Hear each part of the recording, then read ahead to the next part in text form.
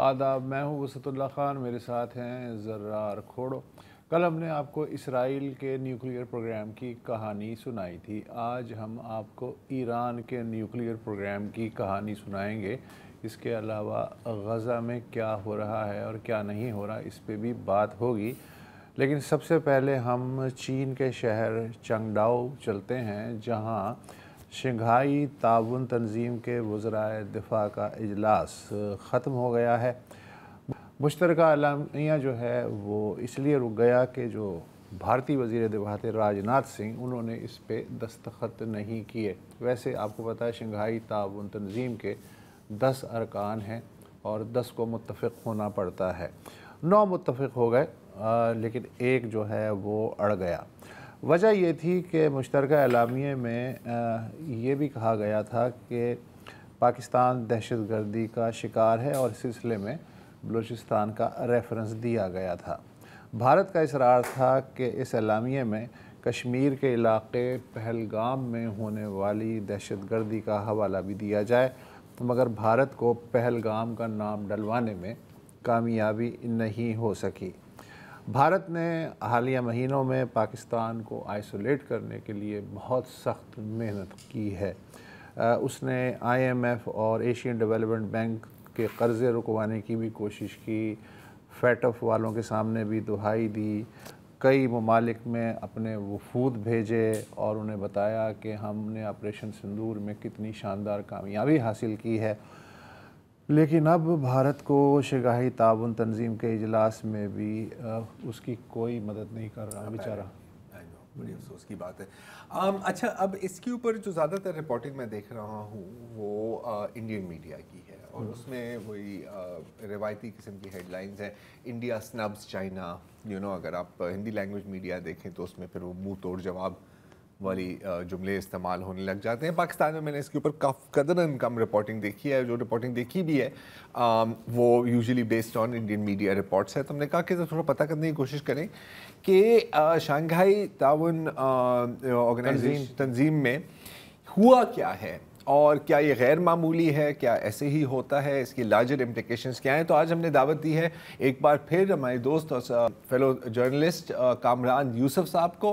Kamran, thank you once again. जैसे मैं अभी बोल रहा था, आपने यकीनन सुना होगा, ज़्यादातर हम इंडियन मीडिया कवरेज ही देख रहे हैं। क्या आप हमें बता सकते हैं कि एक्चुअली ऑन द ग्राउंड वहाँ पर क्या हुआ था SCO में? देखें, SCO में आपको पता है कि इस वक्त 2 तरह के इजलास हुए थे। एक तो नेशनल सिक्योरिटी एडवाइजर्स का हुआ था, उसके बाद फिर जो डिफेंस मिनिस्टर्स हैं SCO के, उनकी मीटिंग हुई थी।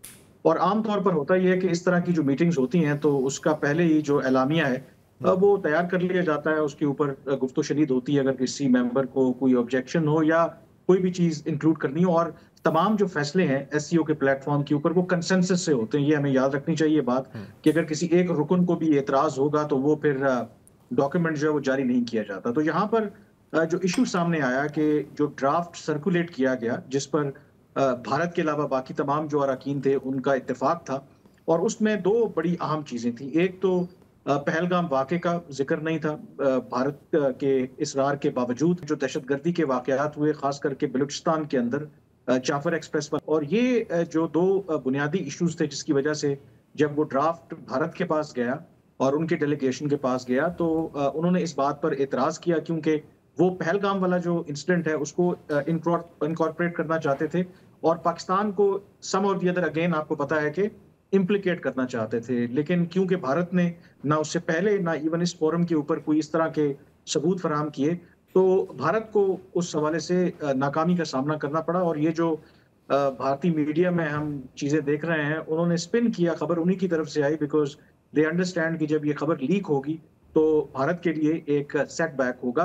तो अगर मैं उसको समराइज करूं, उसका क्रक्स ये है कि जो 9 ममालिक थे SCO के वो एक तरफ खड़े हुए थे और भारत जो है वो तनहा था, और उसकी वजह से फिर जैसे मैंने कहा कि फैसले तो कंसेंसस से लिए जाते हैं, तो इस वजह से जो ज्वाइंट स्टेटमेंट है वो जारी नहीं हुई।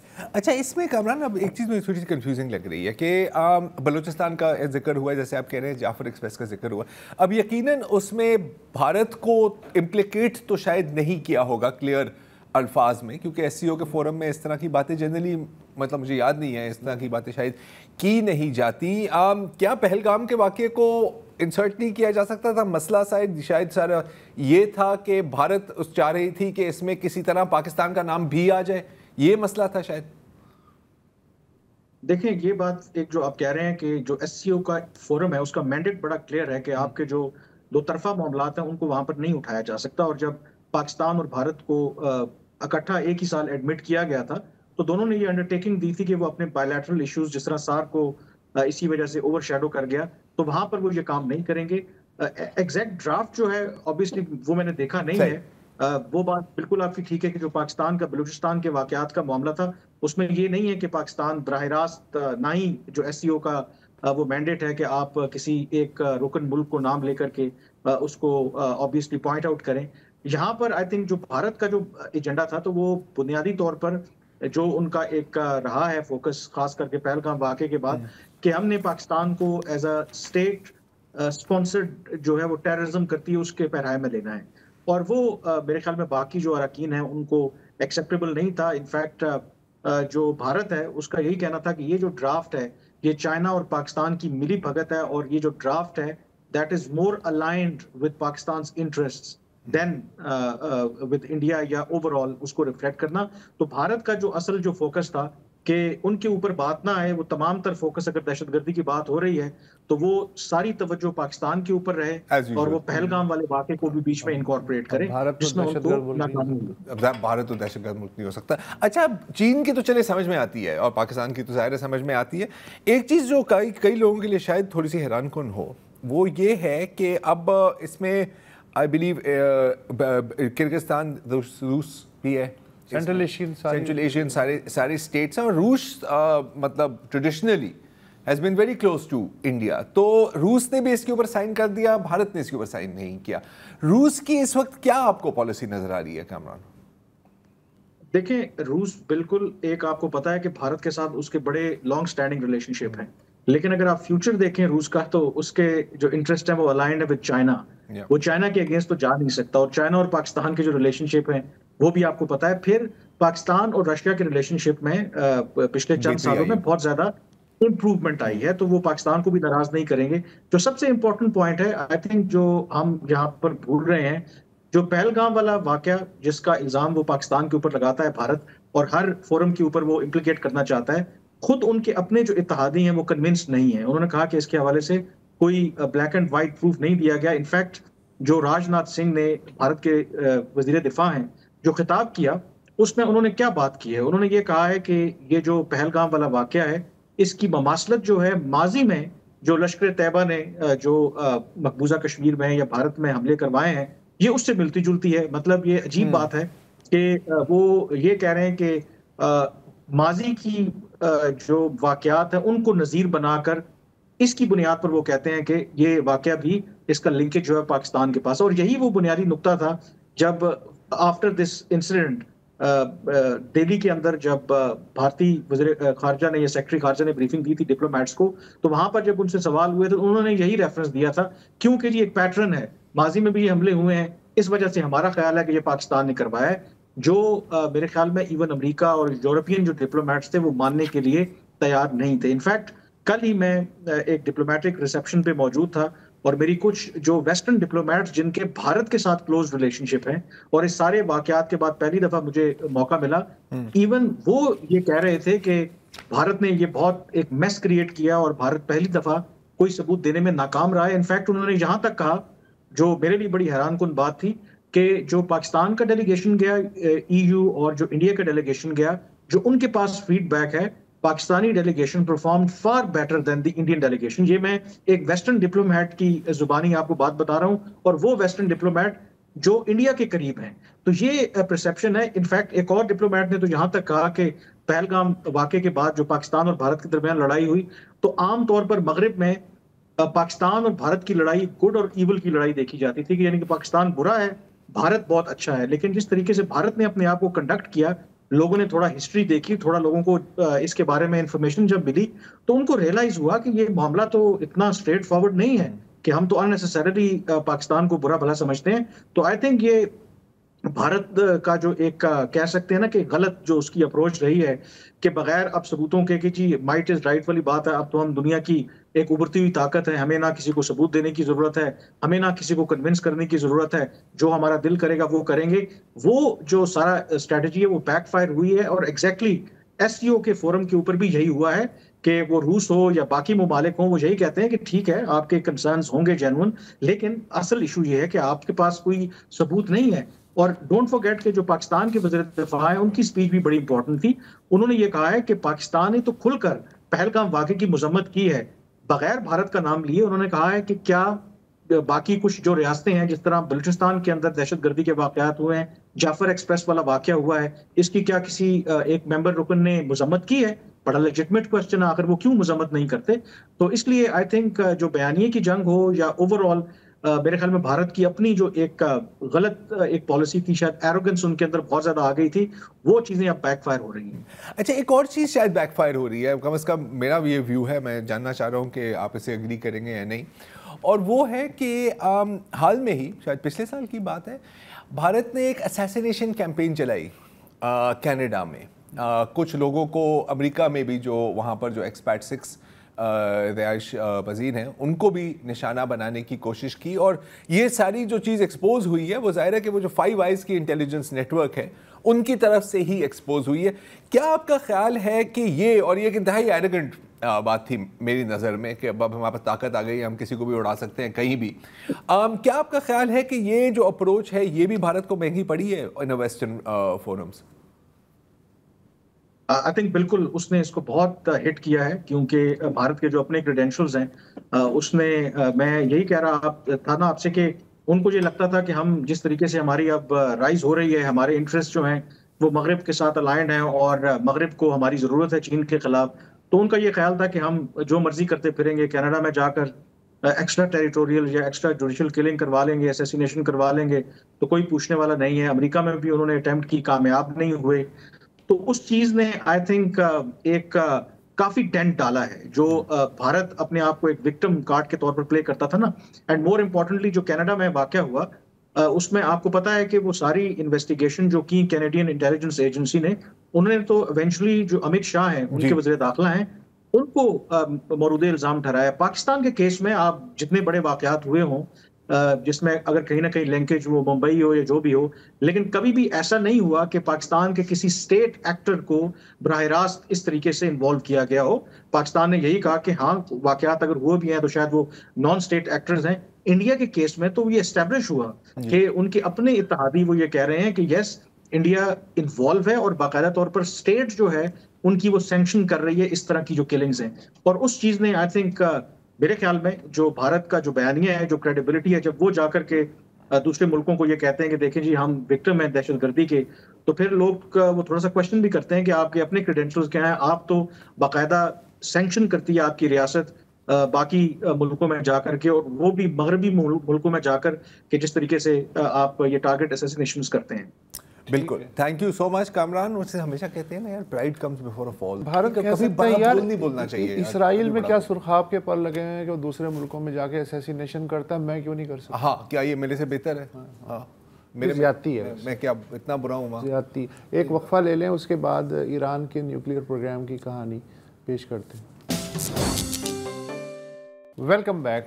2006 की बात है, उस वक्त ईरान के सदर थे महमूद अहमदी नजाद। उन्होंने एक जर्मन अखबार दर स्पीगल को इंटरव्यू देते हुए कहा कि कितनी मज़े की बात है कि वही यूरोपीय रियासतें जो रज़ा शाह पहलवी की आमरीत को जौहरी टेक्नोलॉजी फ़राग़ दिली से दे रही थीं, वही रियासतें आज ईरान को बुनियादी जौहरी टेक्नोलॉजी की फराहमी के भी शदीद ख़िलाफ़ हैं। डी क्लासीफाइड जो अमरीकी सरकारी दस्तावेज़ात हैं जो हर 25 साल बाद डी क्लासीफाई होती हैं, उनके मुताबिक सदर फोर्ड और जिमी कार्टर उनके दौर में भी शाह से काफ़ी हिलो हुज्जत की अमरीकियों ने कि आखिर वो इतना बड़ा जौहरी प्रोग्राम क्यों चाहते हैं जबकि वो तेल की दौलत से माला माल है।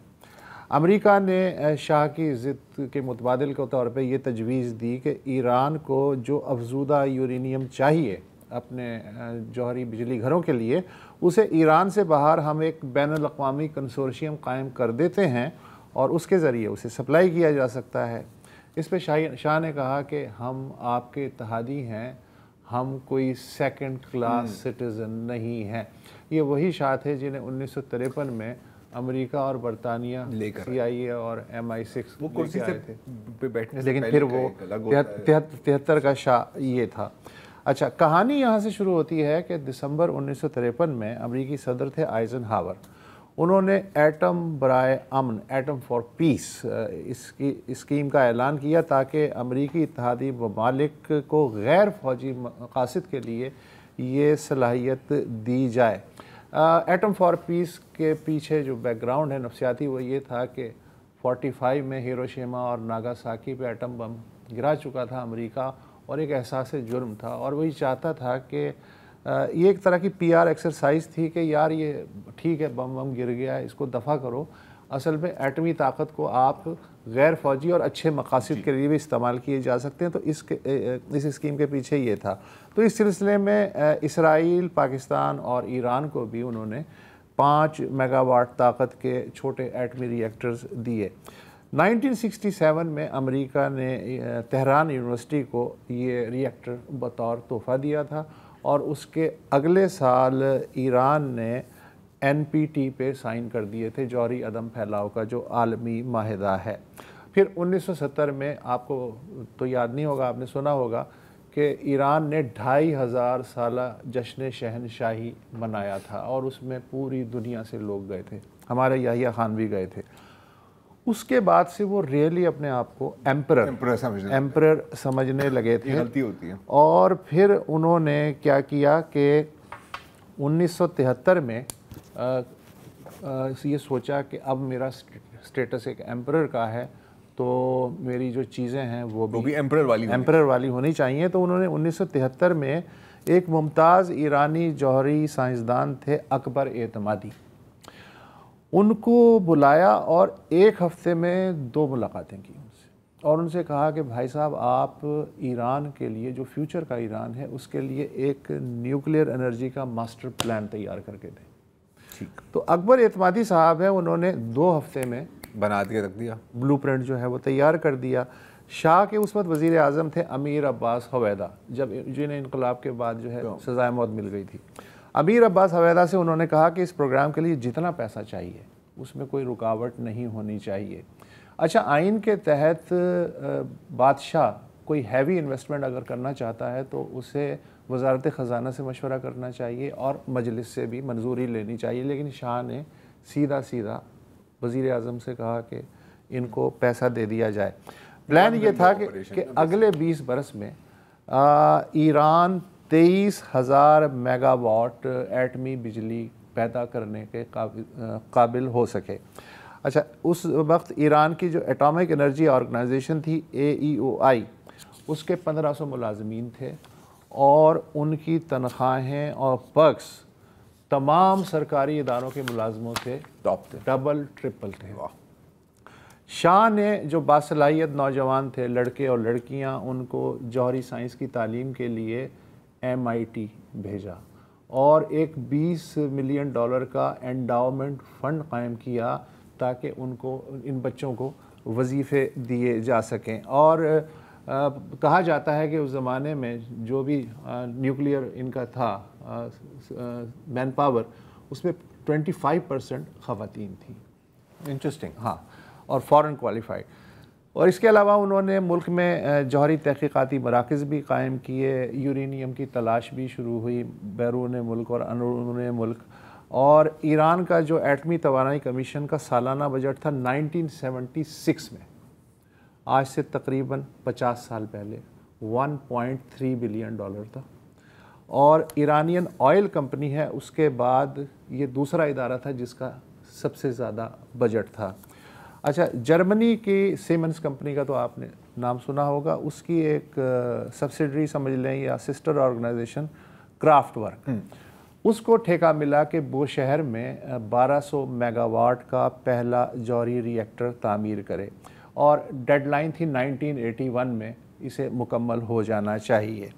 इस पे लागत का अंदाज़ा था 1974 में $3 बिलियन। 1974 में $3 बिलियन, तो आज तो ये आज से 51 साल पहले। अच्छा तो हो गए। अच्छा, शाह जो है वो ये चाहते थे कि एनपीटी पे उन्होंने 1968 में साइन तो कर दिए थे, लेकिन एनपीटी के तहत जो मैक्सिमम जो यूरेनियम की एनरिचमेंट है उसकी हद पे हमें कम से कम तेज़ी से पहुंचना चाहिए। इसके अलावा आपको पता है जौहरी रिएक्टर्स की बाई प्रोडक्ट होती है प्लूटोनियम। प्लूटोनियम पे पूरा का पूरा जो मिल्कियत है वो ईरान की हो, उससे कोई सवाल जवाब नहीं होना चाहिए। फ्रेंच कंपनियां थी फरवरी 74 में, यूरोडेफ और फ्रैम आटम, उन्हें ठेके मिले यूरेनियम की एनरिचमेंट के और 5 एटमी रिएक्टर जो हैं उनकी तामीर के। अच्छा, 1974 में भारत ने भी एटमी धमाके किए। उसके बाद शाह ने जो पेरिस गए तो लेमॉन ने उनसे इंटरव्यू लिया। लेमॉन ने जो ख़बर बनाई इस इंटरव्यू की वो ये थी कि शाह ये कह रहे हैं कि एक दिन ईरान भी आपकी तवक्को से कम मुद्दत में एटमी ताकत बन जाएगा। अच्छा, ज़ाहिर है इस पर बलवा हो गया, शोर मचाया। तो फिर पेरिस में जो ईरानी सफारत खाना है उसने वजाहत की कि शाह जो हैं उनके बयान को इंटरव्यू तोड़ मरोड़ के पेश किया गया है। तेहरान में जो अमरीकी सफारत खाना था उसने भी स्टेट डिपार्टमेंट को अपनी रिपोर्ट में कहा कि शाह ने ना ही एनपीटी छोड़ने पे गौर किया है और ना ही उनका एटमी क्लब में शामिल होने का कोई इरादा है। अच्छा, लुमॉन को इंटरव्यू देते हुए शाह ने दरअसल ये कहा था कि अगर किसी रीजन में कोई एक मुल्क एटम बम बनाता है तो इशारा भारत की तरफ था, तो फिर जो बाकी ममालिक हैं उनको भी अपने अपने कौमी मफाद में सोचना पड़ेगा। लेकिन शाह के वज़ीर दरबार थे असदुल्ला आलम। उनका ये कहना है कि शाह जो हैं मरते दम तक ये ख्वाहिश थी कि ईरान के पास एटम बम होना चाहिए था। अच्छा, अमेरिका को इस बारे में तशवीश ये थी कि अगर शाह 23,000 मेगावाट का ये न्यूक्लियर प्रोग्राम शुरू कर रहे हैं बिजली के लिए, तो इससे जो प्लूटोनियम पैदा होगा उससे तकरीबन 600 से 700 छोटे बड़े बॉम्ब बन सकते हैं। ये बहुत है। अच्छा, अमेरिका शाह को न्यूक्लियर टेक्नोलॉजी देना चाहता था मगर इस पर डुअल कंट्रोल भी चाहता था। एक वक्फा ले लें, कहानी फिर आगे बढ़ाते हैं। Welcome back. अच्छा, तो ज़रार साहब 70s में अमेरिका को 2-3 परेशानी थी। उन्होंने कहा यार हम ये बंदा जो है इसको, जो कि गल्फ़ का पुलिसमैन हमने बनाया हुआ है, इसको स्टेट ऑफ आर्ट टेक्नोलॉजी दे रहे हैं हर शोबे में, इसके फ़ज़ाइया, इसकी बर्री फौज, इसकी बहरिया, जो ये मांग रहा है, टॉयज़, जो भी टॉयज़ फरमाइश करता है और मज़े आ रहे हैं अमेरिकी और वेस्टर्न कंपनियों के। इस बंदे को इतना बड़ा जौहरी प्रोग्राम क्यों चाहिए कि जी बज़ाहिर वो कह रहा है 23,000 मेगावाट, भाई क्यों? आपके पास तो ऑयल है, अगले 100 साल के लिए ये क्या कर रहे हैं? 10,000 में भी चल। लेकिन जाहिर है कि एक हद से ज़्यादा फिर आप बादशाह से आप पंगा ले नहीं सकते हैं। अच्छा, और दूसरी तरफ अमेरिका ये भी देख रहा था कि यार यूरोपियन कंपनियां तो ठेके ले रही हैं, हमारी कंपनियां साडा की होएगा, तो ये बड़ा प्रॉब्लम था। अच्छा, शाह ने जो है वो जब खुल के कहा कि जी ठीक है आप नहीं दे रहे, हम यूरोपियन कंपनियां तो हमसे सेफ गार्ड्स भी नहीं मांग रही हैं और आप नखरों पे नखरे कर रहे हैं कि हम यूँ कर लेंगे, डुअल जो है कंट्रोल चाहिए, ये है फलाना। तो आपको याद होगा कि 77 में जो आखिरी अमेरिकी सदर था जिमी कार्टर, उसने ईरान का दौरा किया था और उसने एक बड़ा फेमस जुमला कहा था कि इस खित्ते में ईरान इस्तेहकाम का जजीरा है। ठीक है। अच्छा, शाह ने भी अमेरिका को राज़ी रखने के लिए इशारतन कहा कि भाई हम अमेरिकी कंपनियों से भी 8 जौहरी रिएक्टर ख़रीदना चाहते हैं। अमेरिकी महकमा ख़ारजा ने बेक्टेल कॉरपोरेशन है अमेरिका की, उससे कहा कि आप ऐसा करें कि यूरेनियम एनरिचमेंट का बेसिकली उनका बिज़नेस है, शाह से कहें कि हमारे यहाँ इन्वेस्टमेंट करें आपकी कॉरपोरेशन में, ताकि आप उसके लिए यूरेनियम एनरिच करके वो सप्लाई करें। इससे होगा ये कि हम शाह की जो नीयत है उस पर नज़र रख सकेंगे कि एक्चुअली वो चाह क्या रहा है। अच्छा, मगर शाह ने इस तजवीज़ को वीटो कर दिया। अमरीकी महकमा खारजा ने फिर वाइट हाउस को मशवरा दिया कि शाह से ज़्यादा सख्ती ना की जाए, जो जिस तरह के हालात हैं। اگر شاہ ناخوش ہو گئے تو دیگر شعبوں میں امریکہ اور ایران کا تعاون متاثر ہو سکتا ہے۔ امریکہ شاہ کو جوہری پروگرام سے باز رکھ کے فرانس اور برطانیہ اور جرمنی کو بھی ناراض نہیں کرنا چاہتا تھا، ان کے ظاہر ہے اس میں سٹیکس تھے۔ روزی روٹی پہ پھر یہ بھی خدشہ تھا کہ بھارت چونکہ جوہری طاقت بن چکا ہے تو ایران کہیں بھارت کی طرف نہ آ جائے کہ یار ہم سے تھوڑا سا ٹیکنیکل تعاون کرو، اور اس وقت بھارت سوویت کیمپ میں تھا، تو یہ وائٹ ہاؤس کو انہوں نے کہا۔ تو بالآخر جو ہے شاہ کو کارٹر انتظامیہ آمادہ ہو گئی کچھ شرطیں لگا کے کہ ٹھیک ہے امریکی کمپنیاں جو ہیں آپ کے ہاں انویسٹ کریں گی، لیکن آپ پلوٹینیم پروسیسنگ پلانٹ جو ہے وہ خریدنے سے باز رہیں گے۔ وہ ان امریکیوں کو سب سے بڑا خطرہ لگ رہا تھا۔ تو 1976 میں امریکی کمپنیوں کو 1978 میں اجازت مل گئی۔ اسی دور میں ذوالفقار علی بھٹو صاحب پاکستان کے وزیر اعظم تھے، انہوں نے 74 میں کہا کہ میں فرانس سے ایٹمی ری پروسیسنگ پلانٹ لیتا ہوں۔ پھر آپ کو پتہ ہے ان کا کیا حشر ہوا، 77 میں اقتدار ختم ہو گیا۔ وجہ یہ تھی کہ ایک تو وہ تیل کی دولت نہیں تھی اس کے پاس، دوسری وجہ غالباً یہ ہو سکتی ہے کہ وہ ایک پارٹ ٹائم اسٹریٹجک پارٹنر رہا ہے پاکستان ہمیشہ سے، ایران تو بالکل ہی وہ تو پرماننٹ تھا، تو یہ شاید سلسلہ ہوگا۔ پھر ہوا یہ کہ اس سے پہلے کہ یہ سارے منصوبے عملی جامہ اختیار کرتے، 1978 میں زمین لرزنے لگی شاہ کے قدموں کے نیچے، اور فروری 79 میں وہ فرار ہو گئے۔ ان کی جگہ آیت اللہ خمینی آئے۔ خمینی صاحب جو ہیں ان کو شاہ کے دور کی ہر چیز سے الرجی تھی، تو انہوں نے کہا کہ یہ جو جوہری پروگرام ہے بہت پیسہ یہ کھا رہا ہے، تو فی الحال تو اس کو سسپینڈ کر دیا جائے۔ تو ایرانی جوہری کمیشن جو ہے وہ بالکل انہوں نے تقریباً وہی کر دی، سسپینڈ ہی کر دیا۔ پھر یاد ہوگا کہ عراق ایران جنگ ہوئی، 8 سال وہ چلی، اور ایک دم پھر خمینی صاحب کا 89 میں جب انتقال ہوا تو نئی قیادت نے جنگ کے بعد ری اسیس کیا ریجنل صورتحال کو، تو انہوں نے کہا کہ یار امریکہ، پورا ویسٹ اور پورا گلف صدام حسین کی کس طرح سے انہوں نے مدد کی ہے، تو اب کیا کیا۔ تو یہ جو ری اسیسمنٹ تھا اس کے نتیجے میں جو شاہ کا معطل پروگرام تھا اس کو انہوں نے آگے بڑھانے کا فیصلہ کیا، اور پاسداران انقلاب ہیں ان کو اس نیوکلیئر پروجیکٹ کا انچارج بنایا گیا۔ اچھا، پھر یہ ہے کہ بیچ میں چھوٹی موٹی تفصیلات ہیں۔ 2002 میں مجاہدین خلق نے مخبری کی کہ ایران نے انٹرنیشنل اٹامک انرجی کمیشن ہے اس سے بالا عرق اور نیتانز میں فوجی مقاصد کے لیے جوہری افزودگی کا کام شروع کر دیا ہے، لیکن اس وقت تک آیت اللہ علی خامنائی کا یہ فتویٰ بھی واضح تھا کہ جی ہم نیوکلیئر ہتھیار نہیں بنائیں گے۔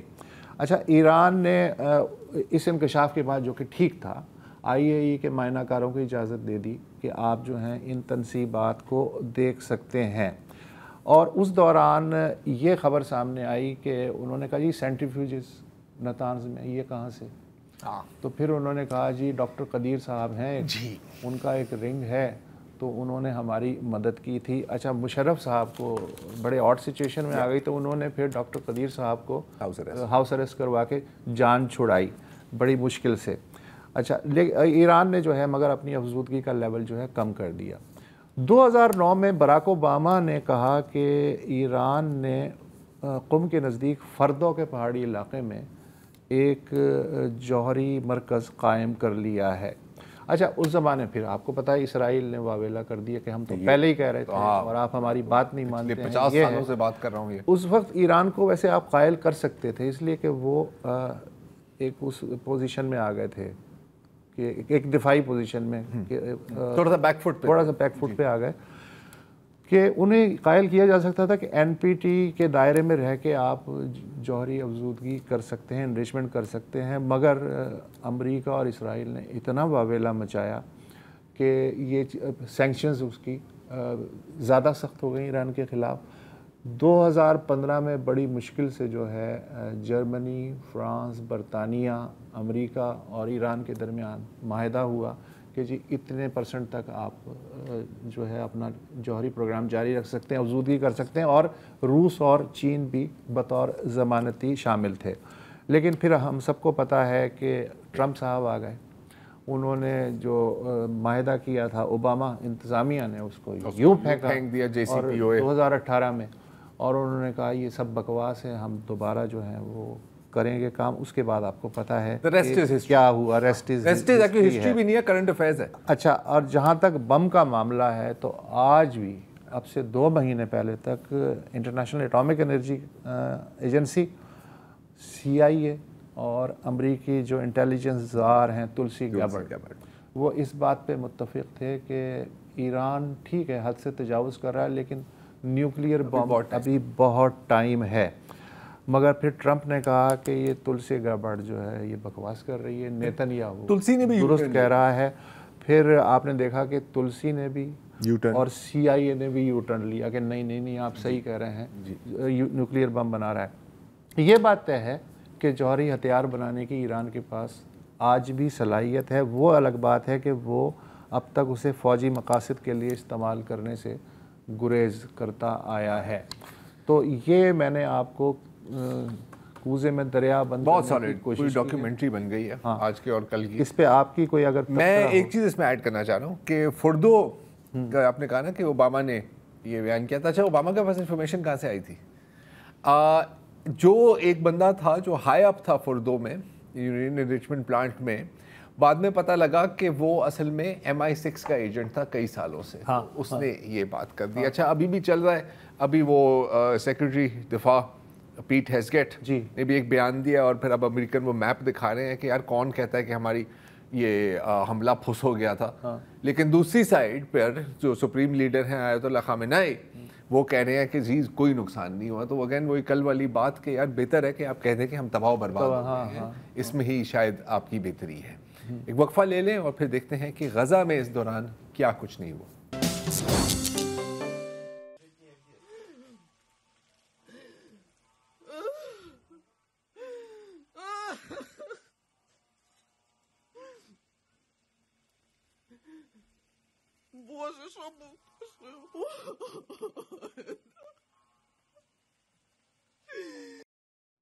ये जो आपने अभी मनाजिर देखे हैं ये गज़ा के नहीं हैं, ना ही जो आवाज़ें आप सुन रहे हैं जो खातून रो रही हैं वो भी फ़लस्तीनी या अरब नहीं हैं। ये इज़राइल के शहर बीर शीबा के मनाजिर हैं, जहाँ पर हालिया 12 दिन की जंग जो चली है वहाँ पर ईरान के मिसाइल्स गिरे हैं और कई घर तबाह हुए हैं, कई इज़राइली बेघर हो गए हैं। अब ज़ाहिर है कि जब हम अब आप ये वीडियो देखते हैं तो अच्छा तो नहीं लगता, एक हमदर्दी पैदा होती है। लेकिन फिर ये भी सोचना ज़रूरी है कि ये वही इज़राइली हैं जिसमें उनकी अपनी पोल्स और उनके अपने अदाद-ओ-शुमार के मुताबिक 82% का कहना है कि तमाम फ़लस्तीनियों को इज़राइल को गज़ा से निकाल कर बाहर फेंक देना चाहिए। 56% कहते हैं कि नहीं सिर्फ फ़लस्तीनी और गज़ा की क्यों बात हो रही है, तमाम जो अरब हैं इज़राइल में उन सब को निकालना चाहिए। और 47% कहते हैं कि यार आप लोग किस तरह की पागलों वाली बातें कर रहे हो बाहर निकालने की, इन सब को कत्ल करना चाहिए, बाशमूल बुजुर्ग, ख़वातीन, बच्चे, they are all terrorist and they all should die. अच्छा, अब तक कितने कत्ल हो गए हैं? हम जब ये आप अगर हेडलाइंस देखें तो उसमें क्या होता है, 50,000, 55,000, 60,000। ये हैं गज़ा के हेल्थ मिनिस्ट्री के अदाद-ओ-शुमार, और हेल्थ मिनिस्ट्री का इस वक्त वजूद नहीं है। इस वक्त गज़ा नहीं, हार्वर्ड यूनिवर्सिटी ने इज़राइली अफवाज के अपने डेटा को देखकर उस पर तो कुछ तहकीक की है, और उनके मुताबिक नस्ल कुशी से पहले 22 लाख लोग आबाद थे गज़ा में। इस वक्त गज़ा की आबादी है 18 लाख, मतलब कि 4 लाख लोग इस वक्त लापता हैं, अनअकाउंटेड फॉर हैं। शायद मुकम्मल तौर पर कत्ल भी किए गए हैं, हमें नहीं पता, कुछ चले गए होंगे, कुछ चले गए हैं, लेकिन ज़्यादातर कत्ल हुए हैं या तो वो मलबे तले और उनकी लाशें मलबे तले हैं। जो बाकी जो बचे हैं जो 18 लाख फ़लस्तीनी, वो जो ये आप सफ़ेद हिस्सा देख रहे हैं वो वहाँ तक महदूद हैं, जहाँ भी जिसको सेफ़ जोन कहा जाता है, लेकिन इसके बावजूद रोज़ाना वहाँ पर بمباری ہوتی ہے اور غزہ میں اتنی شدید بمباری ہوئی ہے اور اس قسم کے ہتھیار استعمال کیے گئے. میں کچھ آپ کو گنا دیتا ہوں.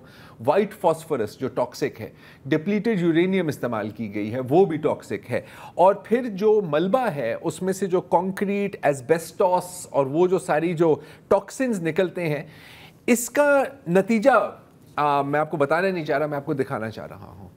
اب جو بچے پیدا ہو رہے ہیں غزہ میں وہ ایسے پیدا ہو رہے ہیں, یہ آپ دیکھ لیں, کمپلیٹلی ڈیفارمڈ, پری میچور پیدا ہو رہے ہیں. اگر پیدا ہو رہے ہیں تو مطلب لو برتھ ویٹ کے ساتھ, اور کچھ تو بالکل اس طرح ہے. اور جب یہ میں دیکھتا ہوں اور کچھ مناظر ہیں جو آپ کبھی نہیں بھول سکتے,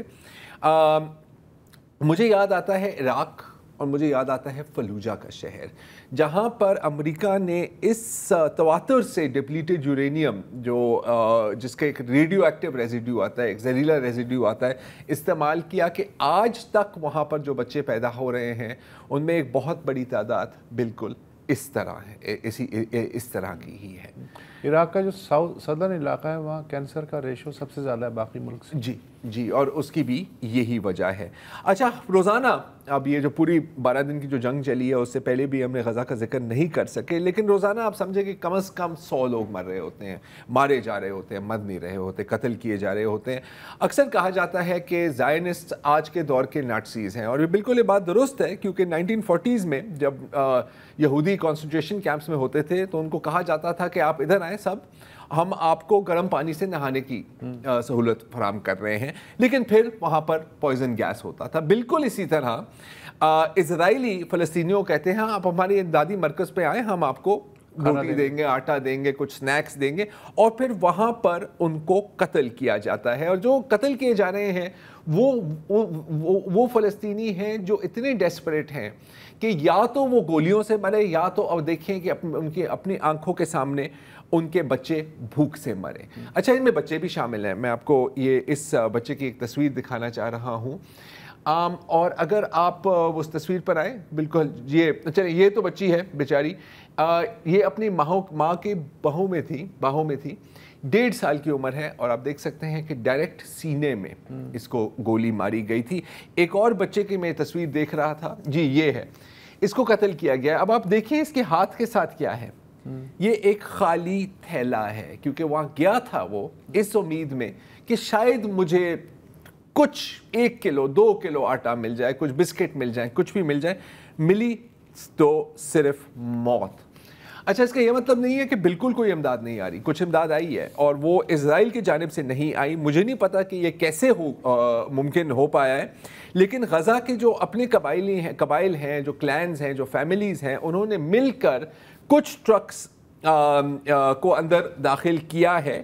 یہ وہاں کی ایک کسوفم کراسنگ ہے, وہاں سے انہوں نے کیا ہے, اور پورا انتظام بھی کیا تھا. پہلے روڈوں پہ کرفیو لگایا ہے تاکہ وہاں پر کوئی ہبڑ دبڑ نہ ہو, لوگ وہاں پر چکوں کے سامنے نہ آ جائے. آپ دیکھ سکتے ہیں اتنا ڈسپلن ہے ان لوگوں کے لیے جو بھوک سے مر رہے ہیں, ان لوگوں کی طرف سے جو بھوک سے مر رہے ہیں. اور ظاہر ہے کہ یہ اسرائیل کو تو قابل قبول ہو ہی نہیں سکتا. تو اس کے ایک دم بعد اسی مرکز پر بمباری ہوئی, اور یہ جو سہم فورس نامی تنظیم ہے جس نے اس ایڈ ڈسٹریبیوشن کو ممکن کیا, ان کے 17 اہلکاروں کو قتل کر دیا. اچھا, جو امداد پہنچی بھی ہے, جو ایڈ پہنچی بھی ہے, وہ ظاہر ہے کہ اتنے ٹائم میں نہیں پہنچ سکی کہ کچھ لوگوں کی جان بچ سکے. جیسے کہ احمد بہا طلیب, یہ جو بچہ ہے 2 ماہ کی عمر ہے اس کی, 2 ماہ کی عمر تھی اس کی, اور یہ بیچارہ بھوک سے مر گیا ہے. لیکن پتہ نہیں کیسے, اور یہ مجھے کبھی سمجھ نہیں آتی کہ ابھی بھی امید بھی زندہ ہے اور کچھ لوگوں میں ہمت بھی ہے, کچھ بچوں میں ہمت ہے. میں آپ کو ایک ویڈیو دکھانا چاہ رہا ہوں. یہ ہے سارہ البرش, 10 سال کی عمر ہے ان کی. اسرائیلی بمباری میں ان کے دونوں ہاتھ کٹ گئے, اور اس کے باوجود اس نے اپنے پیر سے لکھنا سیکھا ہے, اور اپنے پیر سے کھانا اور پانی پینا بھی سیکھ لیا ہے. اس طرح کے ظاہر ہزاروں ہیں, کیونکہ آپ کو پتہ ہے کہ the largest number of child amputees اگر کہیں دنیا میں آپ کو ملیں گے تو اس وقت غزہ میں ہی ملیں گے. آج کے لیے اتنا ہی جی, اجازت دیجیے, خدا حافظ.